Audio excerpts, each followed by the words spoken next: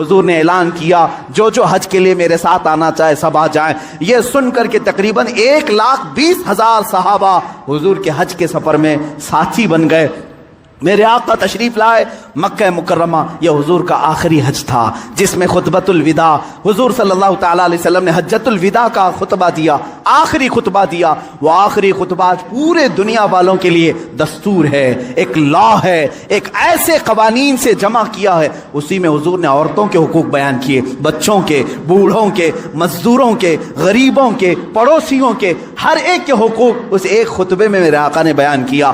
حرام مال سے بچنے کی تلقین کی، سود سے بچنے کی تلقین کی، اور پھر گھمنڈ تکبر کرنے سے بچایا۔ حضور نے فرمایا تم سب آدم کی اولاد ہو، ایک دوسرے پر فخر نہ کرو، کالا گورے پر، گورا کالے پر، امیر غریب پر، غریب امیر پر، بلکہ میرے آقا نے فرمایا تقوی جس کے پاس ہے وہ اللہ کے نزدیک محترم ہے۔ یہ آخری خطبہ ہوا۔ اسی خطبے کے بعد میرے آقا نے اپنے صحابہ سے کہا اللہ نے اپنے بندے کو اختیار دیا ہے کہ دنیا چاہے تو دنیا لے لو یا اپنے رب کے پاس جو چاہے وہ لے لو۔ اس بندے نے اللہ کے پاس رہنے کو قبول کر لیا ہے۔ یہ باتیں تھی جو اشارہ دیا میرے آقا نے کہ اب رسول پاک زیادہ دن تک ان کے ساتھ نہ رہیں گے۔ محرم کا مہینہ تھا جب میرے آقا پلٹے مدینہ طیبہ، بیماری نے جکڑ لیا، سفر کا مہینہ پورے علالت میں گزرا۔ اس طرح کی علالت تھی، اس طرح کا بخار تھا کہ حضور پاک صلی اللہ تعالیٰ علیہ وسلم کو بعض اوقات صحابہ دونوں کندھے پکڑ کر کے مسجد میں لاتے تھے۔ حضور پاک صلی اللہ تعالیٰ علیہ وسلم کے پیر بھی زمین پر نہیں ٹکتے تھے۔ اس حالت میں حضور مصلی پر آئے اور اپنے صحابہ کو دیکھ کر مسکراتے بھی رہے، نمازیں بھی پڑھاتے رہے۔ پھر یہی ربیع الاول شریف کا مہینہ آیا، یہ 11ویں ہجری تھی جب 12 ربیع الاول تھی، بعض روایات میں 13 ربیع الاول ہے۔ یعنی اللہ کے حبیب صلی اللہ تعالیٰ علیہ وسلم نے سب کو جو وصیتیں کرنی تھی وہ وصیتیں فرمائی۔ ماں عائشہ صدیقہ کے حجرے میں آرام کرتے رہے۔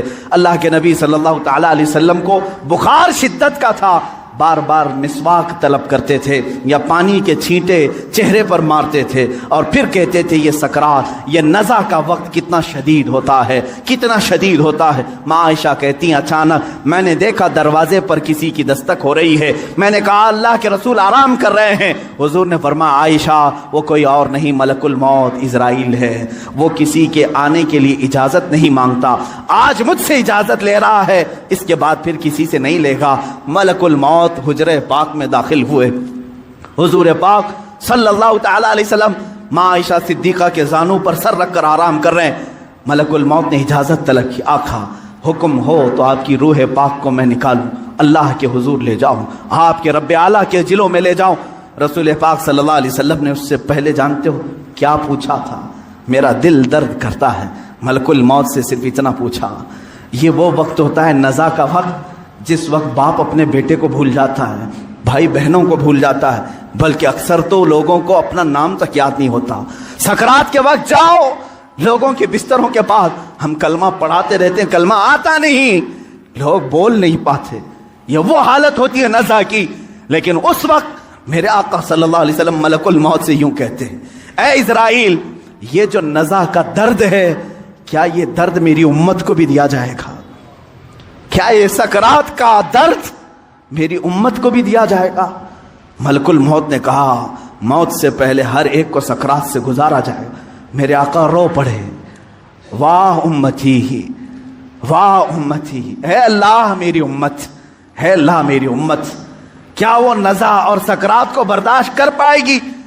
رب تعالیٰ نے حکم دیا اے حبیب آپ غم نہ کریں، آپ اپنے امتیوں کو یہ بشارت دیں کہ جو ہر نماز کے بعد آیت الکرسی پڑھتا رہے ہیں وہ دنیا میں رہے گا، اس کی روح اللہ فرماتا ہے میں خود قبض کروں گا، اسے احساس نہ ہو۔ رسول پاک صلی اللہ تعالیٰ علیہ وسلم حضرت عائشہ سے بات کر ہی رہے تھے، آخری جملے میرے آقا کے الصلاۃ الصلاۃ، نماز نماز، اور تمہارے ہاتھوں کے نیچے جو مزدور ہیں ان کا خیال کرو۔ اتنا کہا اور حضور پاک نے ہمیشہ کے لیے اپنی آنکھیں بند کر لی۔ میرے آقا کے لبہائے مبارک بند ہو چکے تھے۔ حضرت عائشہ کہتی ہیں میں بات کرتی رہی، میں بات کرتی رہی، میں یہ سوچ رہی تھی کہ حضور اب بولیں گے، تب بولیں گے۔ کافی انتظار کے بعد بھی حضور بول نہیں رہے تھے۔ اب وہ کبھی نہیں بولنے والے تھے ظاہری الفاظ۔ اچانک ابو بکر صدیق حجرے میں آئے، حضرت عائشہ باتیں کر رہی تھی، حضرت ابو بکر صدیق نے دیکھا، پیشانی مبارکہ کو بوسہ دیا اور انا للہ و انا الیہ راجعون پڑھا۔ حضرت عائشہ نے پوچھا کیا ہوا بجان؟ کہا بیٹی تجھے معلوم نہیں، تمہارے سرتاج، تمہارے رفیق حیات، ہم سب کے آقا و مولا اپنے رب اعلیٰ کے حضور جا چکے۔ حضرت عائشہ کہتی ہیں پہلی مرتبہ میں نے کسی کو اپنے سامنے روح قبض ہوتے دیکھا، میں تو یہ محسوس کر رہی تھی کہ حضور بخار کی وجہ سے چپ ہیں، پھر بولیں گے۔ سیدہ کائنات فاطمۃ الزہرا سلام اللہ علیہا آئی، وہ خاندان میں تنہا باقی تھیں، حضور کی ساری اولاد ان کے سامنے فوت ہو چکی تھی، حضرت فاطمہ اکیلی رہ گئی تھی۔ حضرت فاطمہ نے حضور پاک کے جسم ناز کو دیکھا تو کہا اے بار الہ، زندگی میں آج سے پہلے یا آج کے بعد اس سے زیادہ کٹھن دن مجھ پر کبھی نہیں آیا، فاطمہ پر اس سے زیادہ بوجھل دن کبھی نہیں آیا۔ جب فاطمہ نے اپنے عزیز از جان باپ کو اپنے سامنے موت کی آغوش میں دیکھ رہی ہے، رسول پاک صلی اللہ تعالیٰ علیہ وسلم کے صحابہ نے میرے آقا صلی اللہ تعالیٰ علیہ وسلم کی ایک کے بعد دیگر زیارت کی، صحابہ کی کیا کیفیت رہی ہوئی۔ 14 صدیوں کے بعد آج ہم روتے ہیں میرے آقا کی وفات کو سن کر۔ وہ آفتاب عالم ہمارے درمیان سے روپوش ہوا، وہ مہتاب رسالت غروب اگرچہ ہوا، لیکن آج بھی جب واقعات سنتے ہیں تو روتے ہیں۔ صحابہ کی کیا کیفیت رہی ہوئی؟ یہی کیفیت تھی۔ حضرت عثمان تو کسی سے بات کرنا ہی چھوڑ چکے تھے، انہیں کوئی اٹھاتا تو اٹھتے نہیں، بٹھاتا تو بیٹھتے نہیں۔ حضرت عمر کا حال یہ تھا کہ وہ ننگی تلوار نکال کر کہتے خبردار، اگر کوئی کہہ دیا کہ میرا رسول انتقال کر گیا میں اس کی گردن اڑا دوں گا۔ میرے حبیب کا انتقال نہیں ہوا، وہ اپنے رب سے ملنے کے لیے گئے، واپس آئیں گے۔ حضرت عمر مدینے میں اس طرح گھوم رہے تھے۔ عزیزان گرامی وقار، رسول پاک صلی اللہ تعالیٰ علیہ وسلم پیر کے دن انتقال فرمائے اور بدھ کے دن تک آپ کا جسم مقدس رکھا گیا، جماعتیں آتی رہیں، پڑھتی رہیں، ملائکہ نے جنازہ پڑھا۔ بدھ کے دن میرے آقا صلی اللہ تعالیٰ علیہ وسلم کو صحابہ نے اٹھایا اور اسی حجرے میں جہاں ماں عائشہ صدیقہ کا گھر تھا، حضور پاک صلی اللہ علیہ وسلم کی قبر مبارکہ کھودی گئی، لحد بنائی گئی جو ایل شیپ میں ہوتی ہے، حضور کو پسند تھی، لحد مبارکہ میں رکھا گیا۔ اترنے والوں میں حضرت علی بھی تھے، حضرت عباس بھی تھے۔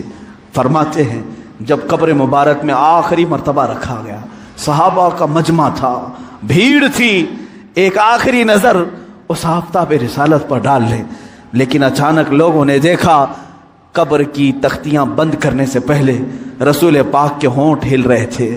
حضرت عباس کہتے میں نے کان لگایا، اس وقت رسول پاک کہہ رہے تھے امتی امتی رب اغفر لامتی فانہم لا یعلمون، اے مولا میری امت کو معاف کر دے، وہ مجھے نہیں پہچانتی، اے اللہ میری امت کو معاف کر دے، وہ مجھے نہیں پہچانتی۔ یہ آخری جملے قبر انور میں رکھنے کے بعد رسول پاک کے اے امتیوں، کیا ہم نے رسول پاک کا حق ادا کیا ہے؟ کیا ہم نے ان کو سال میں ایک مرتبہ یاد کر کے یہ سوچا کہ ان کو کہ رات کے کھڑی ہوئی عبادتوں کا ہم نے صلہ دے دیا؟ کبھی نہیں ہو سکے گا، کبھی نہیں ہو سکے گا۔ قبر مبارکہ بند کر دی گئی، ہمیشہ کے لیے بند ہو گئی، لیکن لحد کا وہ ٹکڑا عرش اعظم سے بھی افضل بنا۔ نفس گم کردہ می آیت جنید و بایزیدی جا، وہ قبر اطہر آج بھی ہم مسلمانوں کے روح کی ٹھنڈک ہے۔ وہ ہرا گنبد جو رسول پاک کے مسکن کے اوپر اپنی جگمگاہٹ بکھیر رہا ہے، وہ کروڑوں عاشقوں کی آنکھوں کا تارا بنا ہوا ہے، ہمارے دل کا سکون ہے۔ اے میرے عزیزوں، آج ہم جئیں گے تو اسی امید کے ساتھ، اسی آس کے ساتھ۔ میرے آقا نے آخری وقت یہ بھی فرمایا تھا جو جس سے محبت کرے گا دنیا میں، قیامت کے دن اسی کے ساتھ اٹھایا جائے گا۔ اگر تم آج اپنے نبی پر جان و مال، اپنے ماں باپ فدا کرنے کی بات کرتے ہو، خوف نہ کرو، کل ہم اٹھائے جائیں گے تو ہمارے آقا کے ساتھ اٹھائے جائیں گے، ہمارے رسول کے ساتھ اٹھائے جائیں گے۔ لیکن جو لوگ مغرب کے دلدادہ ہیں اور دوسروں کی کیریکٹر کو اپنا کر کے اپنے آپ کو تباہ و برباد کیے ہیں، ان کو مبارک ہو، وہ انہی لوگوں کے ساتھ اٹھائے جائیں گے جو فرعون، حامان، شداد، قارون، ابو جہل، ابو لہب، ان گستاخوں کے ساتھ اٹھائے جائیں گے۔ اللہ رب العزت میرے رسول کی زندگی پاک کو جب تک رکھا 63 سال وہ رحمت تھے، اور آپ کی وفات بھی امت کے لیے رحمت ہی ہے، رحمت ہی ہے، اور اللہ تعالیٰ ان کی برکت سے امت کو عذاب دینے سے محفوظ رکھا ہے۔